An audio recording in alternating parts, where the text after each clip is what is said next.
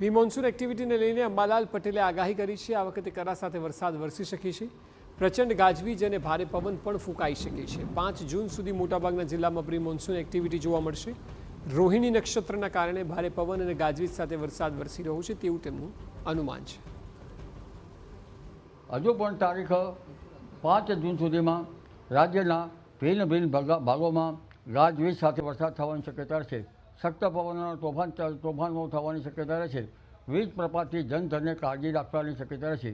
કેટલાક ભાગમાં કરા પણ પડવાની શક્યતા રહેશે। ખાસ કરીને તારીખ 2-3 જૂનથી વરસાદ વધવાની શક્યતા રહેશે।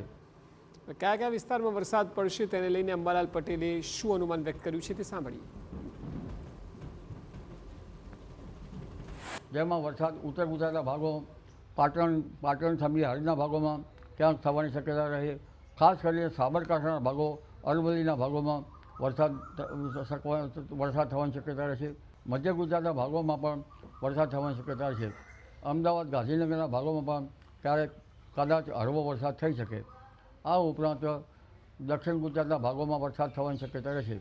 અને હમણાં તો દક્ષિણ સૌરાષ્ટ્રના ભાગોમાં વરસાદ થવાની શક્યતા રહેશે, પરંતુ તારીખ 5 સુધીમાં તો સૌરાષ્ટ્રના મહદ ભાગોમાં વરસાદ થવાની શક્યતા રહેશે।